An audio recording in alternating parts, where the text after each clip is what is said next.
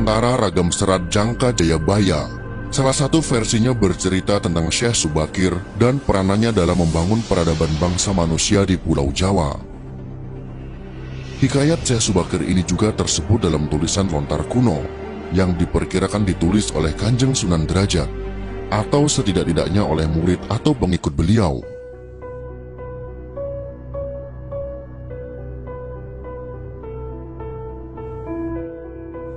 Syekh Subakir adalah seorang ulama besar yang berasal dari Persia.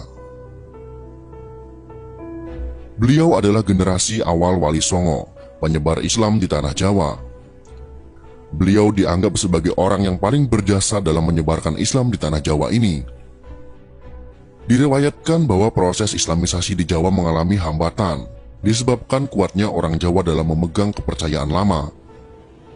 Syekh Subakir datang ke tanah Jawa bersama Wali Songo generasi awal setelah diperintahkan oleh Sultan Muhammad Al-Fatih di Istanbul, Turki.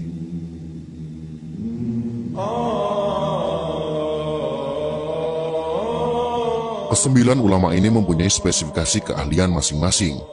Ada yang ahli tata negara, ahli pengobatan, ahli tumbal, dan lain sebagainya. Wali sembilan ini dibagi menjadi 3 kelompok dan ditempatkan pada 3 tempat, yakni di bagian barat, tengah, dan timur tanah Jawa.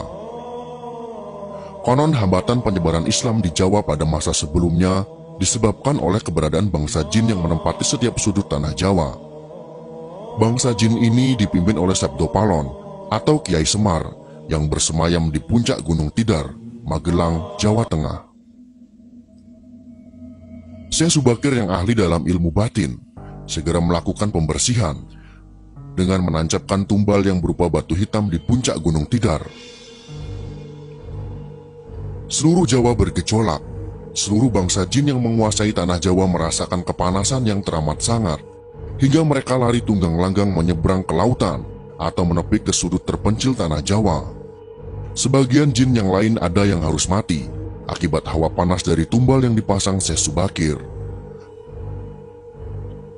Karena itulah, sampai saat ini, Gunung Tidar dipercaya sebagai pakunya tanah Jawa. Melihat hal tersebut, Sabda Palon yang telah 9.000 tahun bersemayam di puncak Tidar keluar dalam bentuk manusia, berdiri di hadapan Syekh Subakir. Setelah terjadi perdebatan, mereka segera adu kesaktian. Konon pertempuran antara keduanya selama 40 hari dan 40 malam. Hingga Sabda Palon merasa kewalahan dan menawarkan gencatan senjata.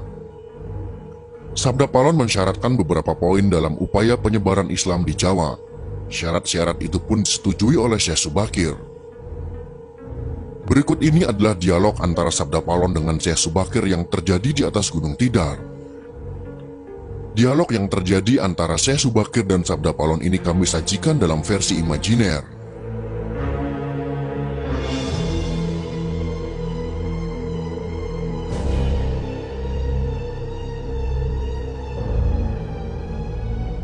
Inilah dialog yang terjadi.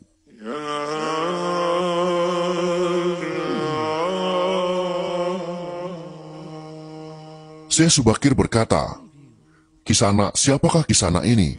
Tolong jelaskan." Sabda Palon menjawab, "Aku ini Sabda Palon, pamomong atau pengembala tanah Jawa sejak zaman dahulu kala. Bahkan sejak zaman kedewataan, akulah pemomong para kesatria leluhur.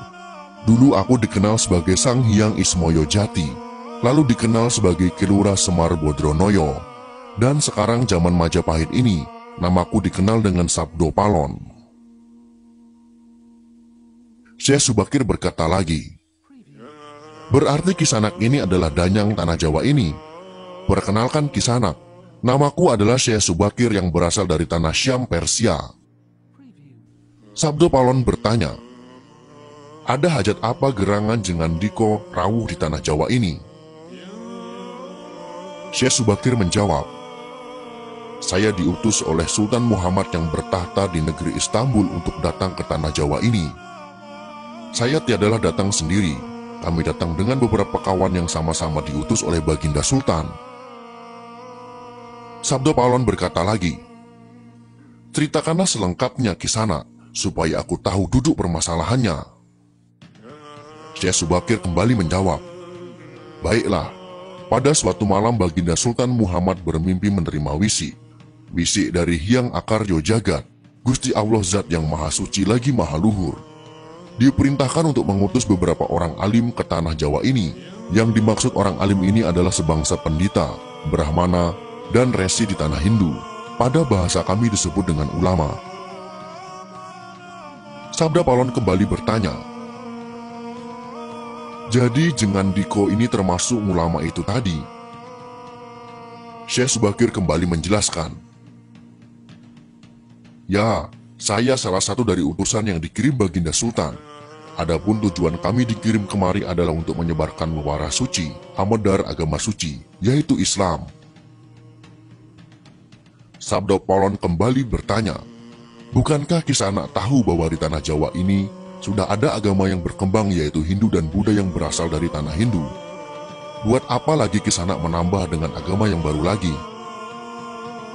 Syekh Subakir kembali menjawab, "Biarkan Kawula Dasih yang memilih keyakinannya sendiri. Bukankah Kisanak sendiri sebagai danyangnya tanah Jawa lebih paham bahwa sebelum agama Hindu dan Buddha masuk ke Jawa ini, di sini pun sudah ada Kapitayan. Kapitayan atau ajaran asli tanah Jawa yang berupa ajaran Budi." Sabda Palon kembali berkata, "Ya, rupanya Kisanak sudah menyelidiki Kawula Jawa di sini. Memang di sini sejak zaman sebelum ada agama Hindu dan Buddha, sudah ada Kapitayan asli. Kapitayan adalah kepercayaan yang hidup dan berkembang pada anak cucu di Nusantara ini."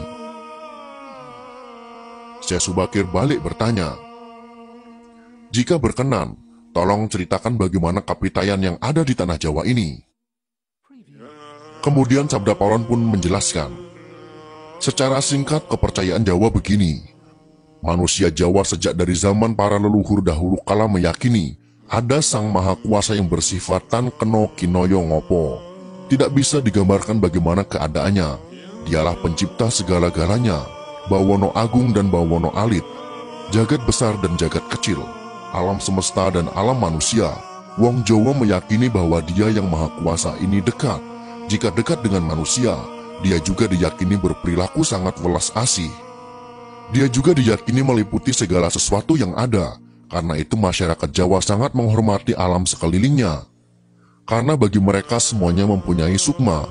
Sukma ini adalah sebagai wakil dari Dia yang Maha Kuasa itu. Jika masyarakat Jawa melakukan pemujaan kepada Sang Pencipta, mereka lambangkan dengan tempat yang suwung. Suwung itu kosong, namun sejatinya bukan kosong namun berisi Sang Maha Ada. Karena itu tempat pemujaan orang Jawa disebut Sanggar Pamujan. Di salah satu bagiannya dibuatlah sentong kosong, tempat atau kamar kosong untuk arah pemujaan. Karena diyakini bahwa di mana ada tempat suwung di situ ada yang Maha Kuasa. Syekh Subakir kembali berkata,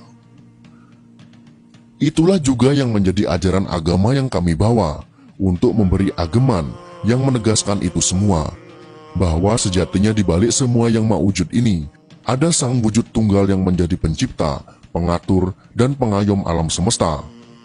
Wujud Tunggal ini dalam bahasa Arab disebut Al-Ahad. Dia maha dekat kepada manusia, bahkan lebih dekat Dia daripada urat leher manusianya sendiri. Ajaran agama kami menekankan budi pekerti yang agung, yaitu menebarkan welas asih kepada alam gumebyar, kepada sesama titah atau makhluk. Lihatlah Sang Danyang, betapa sudah rusaknya tatanan masyarakat Majapahit sekarang. Bekas-bekas perang saudara masih membara, rakyat kelaparan, perampokan dan penindasan ada di mana-mana. Ini harus diperbaharui budi pekertinya." Sabda Palon kembali menjawab, "Aku juga sedih sebenarnya memikirkan rakyatku. Tatanan sudah bubrah. Para pejabat negara sudah lupa akan dharmanya. Mereka saling sikut untuk merebutkan jabatan dan kemewahan duniawi. Para pandito juga sudah tak mampu berbuat banyak. Orang kecil salang tunjang mencari pegangan. Zaman benar-benar zaman edan." Syekh Subakir kembali berkata, "Karena itulah mungkin Sang Maha Jawata Agung menyuruh Sultan Muhammad Turki untuk mengutus kami ke sini. Jadi wahai Sang Danyang Tanah Jawa, izinkanlah kami menebarkan wewara suci ini di wewengkon kekuasaanmu ini." Sabda Palon pun menjawab, "Baiklah jika begitu, tapi dengan syarat-syarat yang harus kalian patuhi. Syekh Subakir pun bertanya, "Apa syaratnya itu, wahai sang danyang tanah Jawa?" Sabda Polon menjelaskan, "Pertama, jangan ada paksaan agama, dharma, atau kepercayaan. Kedua, jika hendak membuat bangunan tempat pemujaan atau ngibadah, buatlah yang bangunan luarnya nampak cakra atau gaya Hindu Jawa, walau isi dalamnya Islam. Ketiga, jika mendirikan kerajaan Islam, maka ratu yang pertama harus dari anak campuran. Maksud campuran adalah jika bapaknya Hindu, maka ibunya Islam. Jika bapaknya Islam, maka ibunya harus Hindu. Keempat, jangan jadikan wong Jawa berubah menjadi orang Arab atau Parsi. Biarkan mereka tetap menjadi orang Jawa dengan kebudayaan Jawa, walau agamanya Islam. Karena agama setahu saya adalah dharma, yaitu lelaku hidup atau budi pekerti. Hati-hati jika sampai orang Jawa hilang Jawanya, hilang kepribadiannya, hilang budi pekertinya yang adiluhung, maka aku akan datang lagi. Ingat itu, 500 tahun lagi jika syarat-syarat ini kau abaikan, aku akan muncul membuat goro-goro." Syekh Subakir pun menjawab, "Baiklah, syarat pertama sampai keempat aku setujui. Namun khusus syarat keempat, betapapun aku dengan kawan-kawan akan tetap menghormati dan melestarikan budaya Jawa yang adiluhung ini. Namun jika suatu saat kelak karena perkembangan zaman dan ada perubahan, maka tentu itu bukan dalam kekuasaanku lagi. Biarlah Gusti Kang Akaryo Jagat yang menentukannya."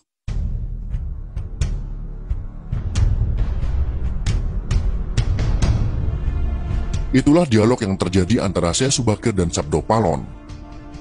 Video ini jangan kita telan mentah-mentah, akan tetapi ada hikmah dan pesan yang dapat kita ambil dari dialog tersebut, bahwa penyebaran agama Islam tidak pernah dilakukan dengan paksaan di tanah Jawa, serta tidak membuang adat dan kebudayaan yang telah ada dan dijalankan oleh masyarakat Jawa, asal tidak bertentangan dengan agama. Mungkin karena dialog ini, para ulama menyebarkan agama Islam dengan kearifan lokal, sehingga agama Islam dapat diterima oleh mayoritas masyarakat Jawa.